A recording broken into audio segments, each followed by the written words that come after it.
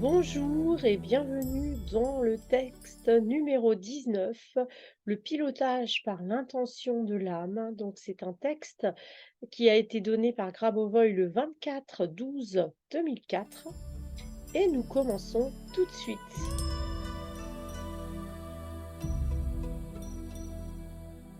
Rebonjour. Le thème de mon atelier d'aujourd'hui est mon enseignement sur Dieu, le pilotage par l'intention de l'âme.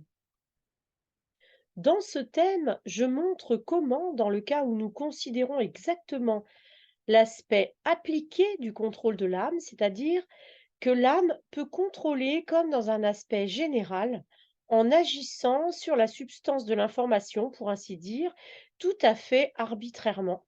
C'est le niveau généralisé du contrôle de l'âme.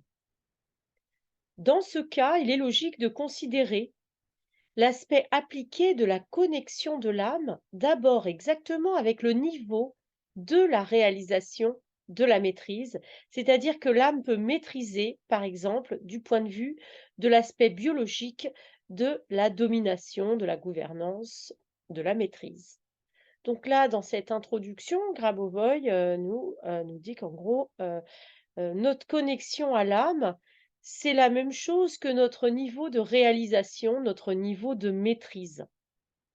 Et donc, quand on parle de notre d'une, du de la connexion parfaite avec l'âme, eh bien, nous parlons de ce moment où nous serons, comment dire, réalisés, comme on peut dire, hein. C'est-à-dire, c'est notre âme sera totalement incarnée dans notre corps et donc nous serons en connexion complète avec les pensées, de l'âme. C'est-à-dire que notre conscience aura recouvert l'entièreté de notre âme. Et donc, l'exercice 1 nous parle, du lien entre, notre âme et notre personnalité.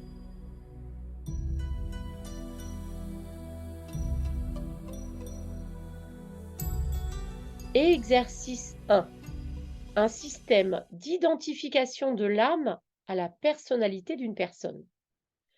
Supposons que nous examinions le contrôle exercé par une personne, du point de vue de la perception qu'elle a d'elle-même, et qu'il s'avère que le contrôle intentionnel, c'est-à-dire appliqué, de l'âme, est réalisé dans ce cas comme un système d'identification de l'âme en termes de liaison, disons identification de l'âme à la personnalité d'une personne. Il s'agit d'une limite assez subtile. L'âme, pour une raison quelconque, est attachée à la personnalité d'une personne. Parfois à des niveaux très subtils, pour ainsi dire, des niveaux internes, c'est-à-dire qu'à l'intérieur de l'âme, il y a un niveau propre d'identification d'une personne ou du corps physique d'une personne.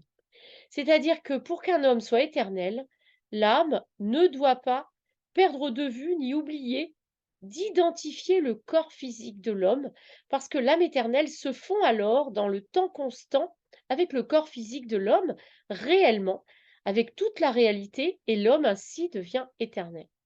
Voilà. Donc là, très important, ce que nous rappelle, Grabovoi là, c'est que finalement, notre âme s'identifie à la personnalité et donc au corps physique. C'est-à-dire que vraiment, ce lien, extrêmement, puissant, ce lien fusionnel finalement, entre notre âme, notre personnalité et notre corps physique, c'est quelque chose d'extrêmement, particulier chez Grabovoi, hein, qu'on ne retrouve pas dans les religions, par exemple.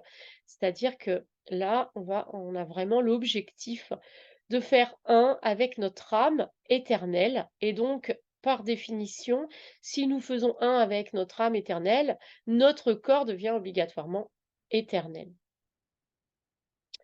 Voici donc le système d'identification, le système de décision personnelle.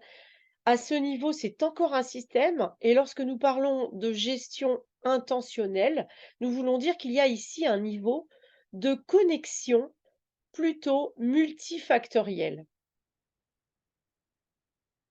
Par exemple, si on pose une question, cette question c'est: comment Dieu combine-t-il en lui les possibilités de l'âme et du corps, par exemple? Et comment Dieu perçoit-il ses capacités en général s'il percevait s'il perçoit intérieurement, disons, avec l'âme? C'est-à-dire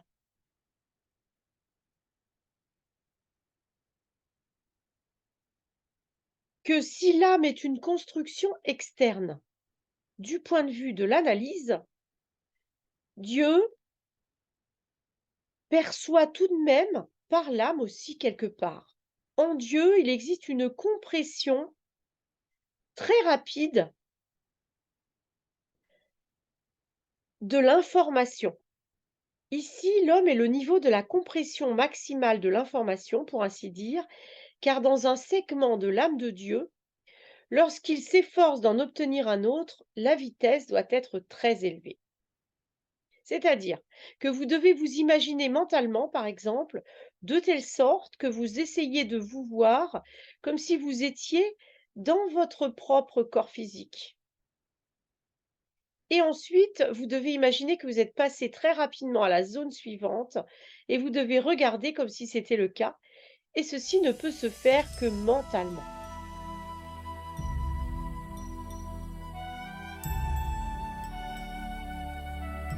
Exercice 2. La possibilité d'action est réalisée par la possibilité de penser.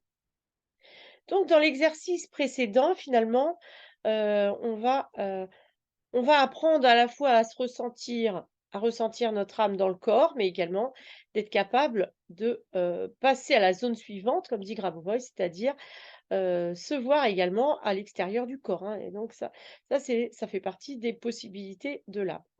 Et donc dans cet, exercice 2, Grabovoi relie finalement l'action à non pas au corps, mais à la pensée, à la possibilité de penser. Pour le corps, disons que ce mouvement est théoriquement possible. Si la vitesse de la lumière est 10 fois supérieure, alors le corps pourrait être, du point de vue de l'observateur, une sorte de traceur. Une sorte de traceur, ce qui signifie que le corps se trouve à plusieurs endroits à la fois, car la lumière va juste plus vite. Et il s'avère qu'une personne peut, en principe, recevoir physiquement ces informations. Donc là, je suis très troublée parce que, vous voyez, en même temps que je tourne cette vidéo, j'ai également travaillé sur la joie de la connaissance, où Grabovoi parle également de ça, que le corps peut se trouver à plusieurs endroits à la fois. Et donc, c'est vraiment quelque chose, pour moi, il n'y a pas de coïncidence, bien sûr. Et là, je trouve ça très intéressant de comprendre et de ressentir notre corps à plusieurs endroits à la fois. Mais pour Dieu, s'il est possible de penser, pour Dieu, c'est faisable. Il s'avère que dans l'espace de la pensée, il existe un système de régulation assez subtil dans lequel il est possible de faire la régulation orientée vers le but. De sorte que si la pensée est possible dans le plan créatif, dans n'importe quelle direction, alors cette action est possible, c'est-à-dire que la possibilité d'action est réalisée uniquement par la possibilité de penser. Donc, ça je l'ai mis en rouge bien sûr pour que vous voyez, vous en compreniez l'importance, hein, bah, de toute manière, moi je pense que la pensée crée la réalité, donc là, la pensée crée la réalité, entre autres, à travers l'action, hein. Si la pensée existe, c'est-à-dire que l'homme a pensé à une action quelconque, alors la réalisation est possible, car lorsque Dieu pense, il réalise immédiatement, car la pensée de Dieu est pratique. Quelle est donc la différence? Dieu, pour ainsi dire, doit créer des modèles abstraits de pensée comme s'il créait artificiellement un espace de pensée qui n'influence pas la réalité. Mais dans tous les autres cas, il influence toujours la réalité. Donc, pour compenser, c'est-à-dire se mettre dans la structure d'une personne, en quelque sorte définitivement en termes de pensée, qui n'affecte pas, une personne n'a pas toute sa pensée pour affecter la réalité. Parfois, elle peut juste penser ou rêver, car il existe aussi le concept de rêve. Alors, donc là, on est en train de faire la différence entre, Dieu et l'homme et donc là, vous allez voir dans l'exercice suivant que la grosse différence, c'est que, Dieu ne rêve pas. C'est-à-dire que dès que Dieu pense à quelque chose, il le réalise. L'être humain, lui, il y a des choses qui sont pas conscients et donc il y a des choses qui se vivent dans l'état de rêve, qui est donc un état qui est en dehors de la conscience et donc on va analyser ça, le concept de rêve, dans l'exercice suivant.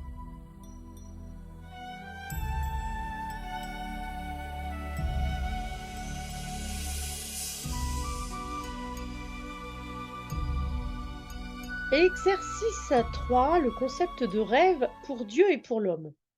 Ainsi, le rêve de Dieu, par exemple, de ne pas influencer peut être réalisable.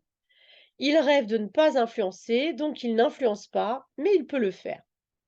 Et le rêve d'un homme d'influencer quelqu'un peut être tel qu'il se réalisera. C'est comme si un rêve pouvait devenir réalité. Au niveau des rêves, Dieu et l'homme sont tout à fait identifiables au niveau de l'objet de l'action, comme par exemple un objet peut surgir dans un rêve. Je veux dire, qu'est-ce qu'un rêve? Le rêve de Dieu et le rêve de l'homme. Dieu en tant que personnalité et l'homme qui aspire à faire quelque chose, mais c'est une sorte de réalité insatisfaite chez l'homme, n'est-ce pas? Mais d'autre part, pourquoi les signes d'identification de la réalité dans les rêves sont-ils exacts, révélant parfois un pronostic exact, etc. Donc là, la question, c'est voilà, que l'être humain, des fois, il rêve quelque chose, mais ça n'existe pas en vrai. Mais parfois, de rêver, eh bien, il y a des rêves prémonitoires qui prévoient la réalité. Donc, c'est de ça qu'on parle. Car à certains endroits, une personne peut voir que la réalité commence à se former à partir du rêve de Dieu et du rêve de l'homme. Et il s'avère qu'elle entre dans cette réalité, pour ainsi dire. Voilà, donc le rêve prémonitoire, c'est quand le rêve de l'homme rencontre le rêve de Dieu, qui est un rêve qui est, qui est automatiquement réalisable, hein. Le rêve est donc comme un transformateur de l'action, où par conséquent les systèmes ne sont pas réalisés selon l'objectif de contrôle. C'est-à-dire que Dieu fait sortir exprès quelque chose depuis le niveau, c'est-à-dire de lui-même, depuis le niveau de ses rêves, afin de ne pas rendre l'action instantanée, et il crée donc artificiellement un tel champ. L'homme, au contraire, s'efforce de l'atteindre, mais il ne peut y parvenir, par exemple, immédiatement, et cela crée l'effet d'une action réelle. C'est-à-dire qu'ils sont irréels du point de vue de la gestion, ces systèmes non ciblés, qui, dans le but du contrôle, devraient être réalisés, car les actions de Dieu et de l'homme conduisent à une action réelle. Donc là, Grabovoi, hein, nous explique pourquoi on rêve finalement, et donc, quand, il y a des choses finalement, dont on rêve, mais qu'on ne le sait pas, qu'on rêve de ça par exemple, c'est-à-dire quand on a des choses qu'on a envie, des désirs, inconscients, eh bien on peut les voir en rêve et donc, ce qui se passe, c'est que finalement quand on rêve, Dieu peut s'en mêler, c'est-à-dire que Dieu voit nos rêves. Et donc, quand, nos rêves finalement, rejoignent, qu'ils soient conscients ou pas, mais la plupart du temps, si on rêve, c'est que c'est pas conscient. Donc nos rêves inconscients quand ils existent, eh bien Dieu peut les voir lui. Nous, on les voit pas forcément, mais lui, oui. L'homme dans le rêve voit une sorte d'intrigue et cela arrive parfois, une intrigue prémonitoire ou prévisionnelle, et c'est ainsi que la situation commence à se développer. Finalement, quand on a un rêve prémonitoire, c'est Dieu, qui donne un petit peu un coup de pouce pour que, ce rêve commun qu'il a avec l'être humain, même si l'être humain ne le sait pas, eh bien, pour qu'il soit mis en avant finalement.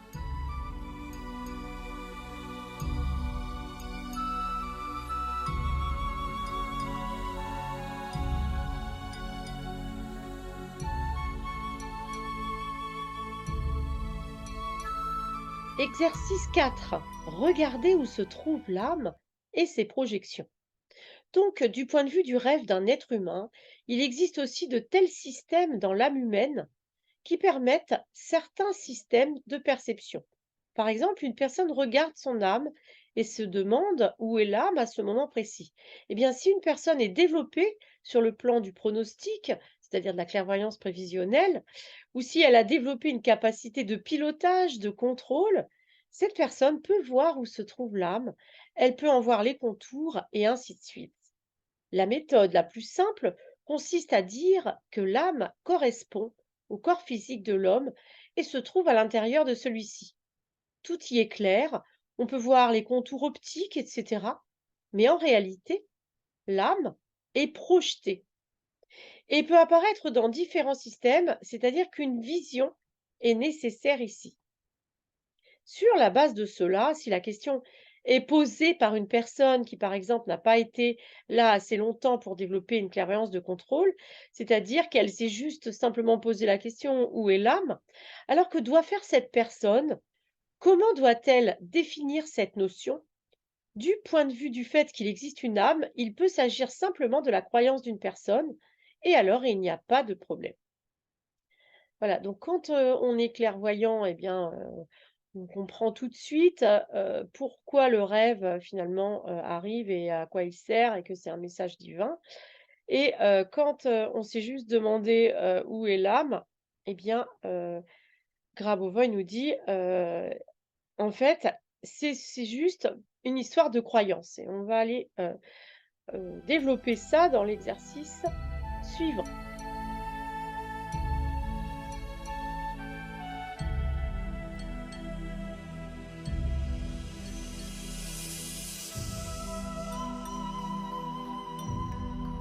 Exercice 5.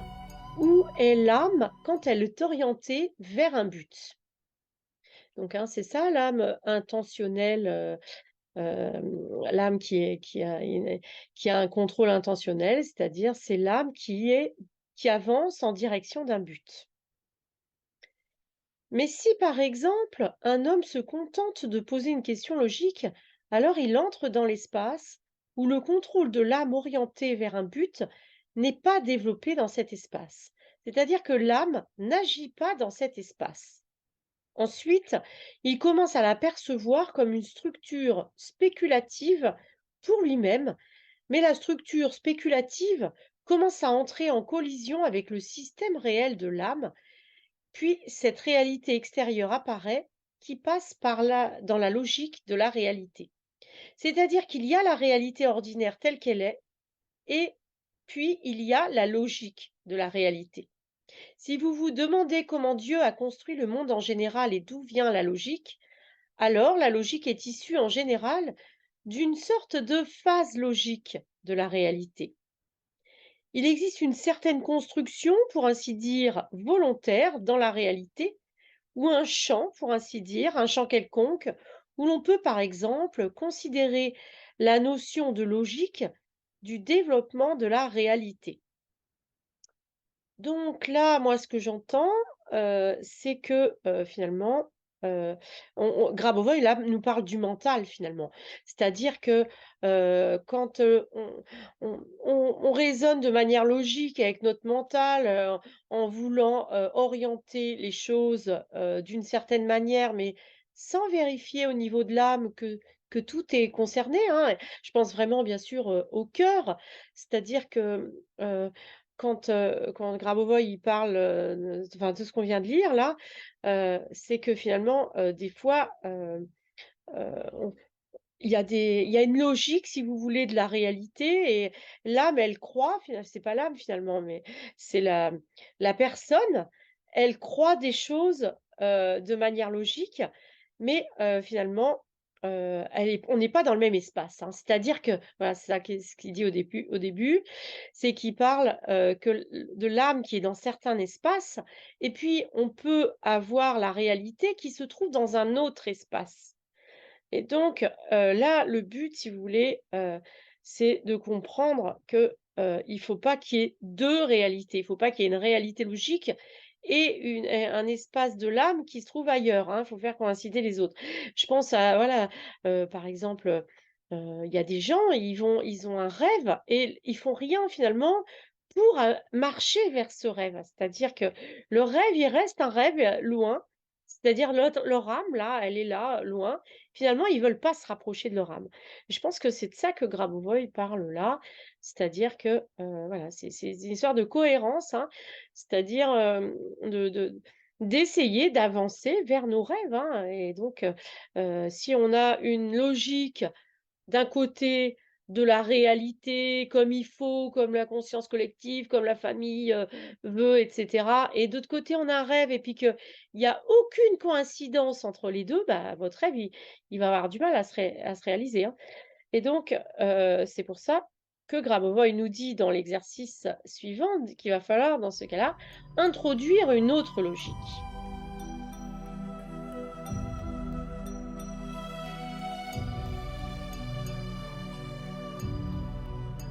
Exercice 6, introduire une autre logique.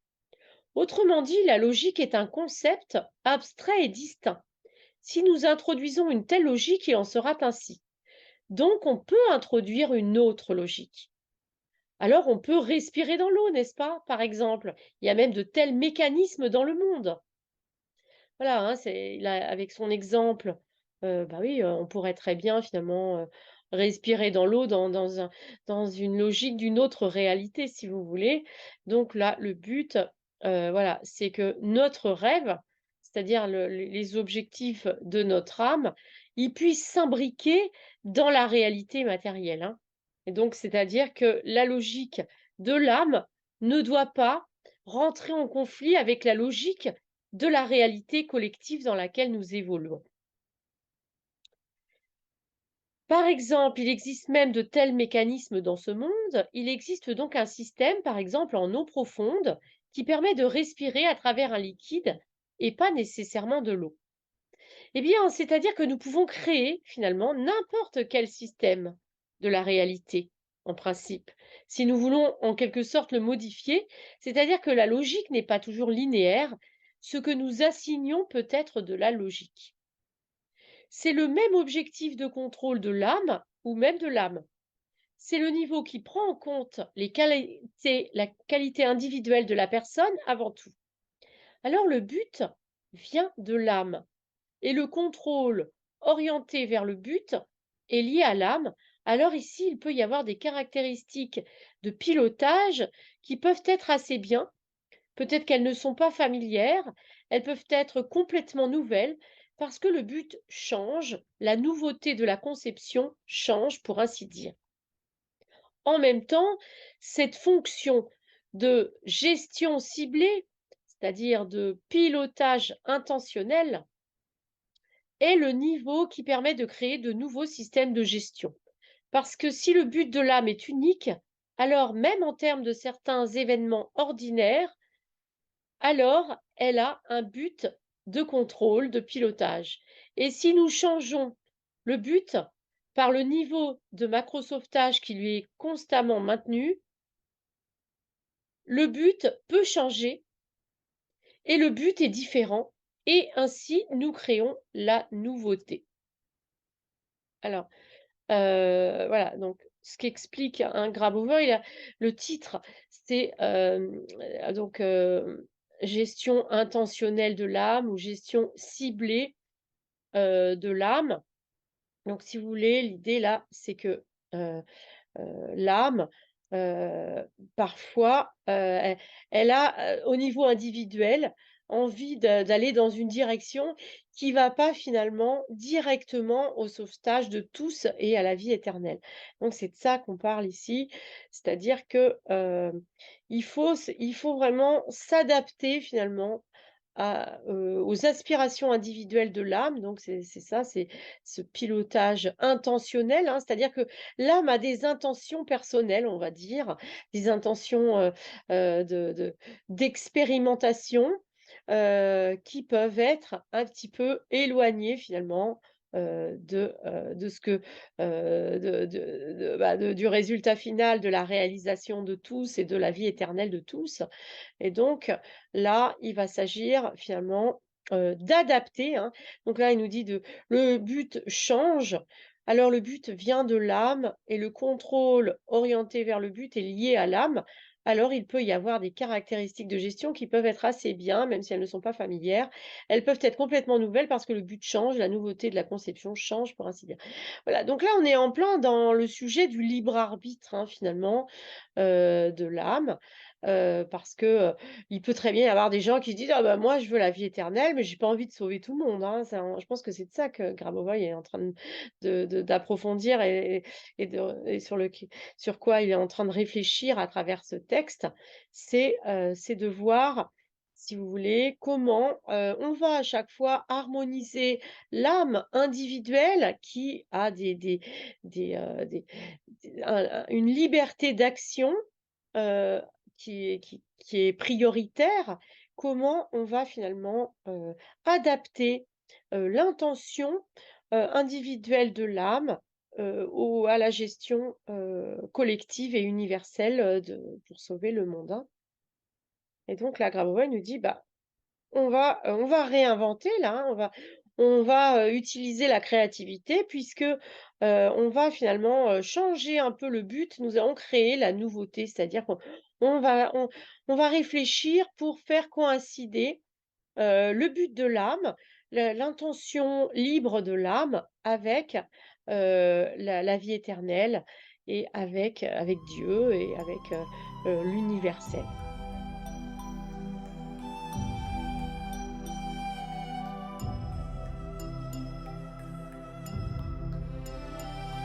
Exercice 7. Créer de la nouveauté par le biais de la gestion intentionnelle de l'âme. Voilà, parce qu'il ne faut pas oublier que même si on doit sauver tout le monde et que, on on veut la vie éternelle de tous, il faut aussi évoluer, il faut être créatif et donc créer de la nouveauté, c'est quelque chose d'extrêmement important pour la réalisation de tous, hein. Est-ce ainsi que l'on crée de la nouveauté? Dans la gestion intentionnelle de l'âme, il est possible de créer de la nouveauté par le biais du pilotage, de la gestion, du contrôle. Car du point de vue de Dieu, tout est clair pour lui, rien n'est nouveau pour lui. C'est une situation plutôt inhabituelle, mais c'est vraiment le cas. Il s'avère que pour créer de la nouveauté, il faut ici créer un espace de structure, d'objectifs et apprendre quelque chose de nouveau entre eux, juste mécaniquement. Car si nous avons plusieurs objectifs, ces objectifs sont toujours quelque part, ils existent dans un certain espace. Voilà, donc là, c'est très intéressant, c'est que Grabovoi nous dit, beh, Dieu n'a pas de nouveauté pour lui et que finalement nous, on est, le rêve de Dieu, on est la nouveauté de Dieu, on est le c'est nous qui faisons évoluer Dieu en lui apportant des choses nouvelles, en en le mettant, grâce à notre libre arbitre, face à des situations inédites pour lui. Et donc, Grabovoi, nous dit: «Bah oui, heu, on va Dieu vraiment, il évolue, hein, grâce à cette structure d'objectifs, nouvelle, voilà, c'est vraiment, c'est ça, c'est que finalement on fait grandir Dieu, hein, en créant des espaces, créatifs nouveaux, inédits, eh bien on permet à la conscience de Dieu de grandir, hein. C'est quand même super important, hein, ça, ce qu'on est en train de dire là. Ici, entre l'espace d'un but et celui d'un autre but, l'optique est exprimée. L'optique d'un but et l'optique d'un autre, quelque chose existe, nous pouvons le prendre et l'attirer vers l'âme, mais très rapidement. Si nous l'attirons très rapidement, la nouveauté est plus complète. C'est-à-dire que si nous attirons plus lentement, la nouveauté commence à vieillir, à devenir obsolète, parce que nous nous familiarisons avec le concept. Alors non seulement il faut faut surprendre Dieu finalement, avec des choses nouvelles et en plus, il faut le prendre un petit peu par surprise pour pas, que nous ayons le temps de nous habituer et pour pas que la nouveauté devienne, refroidisse finalement.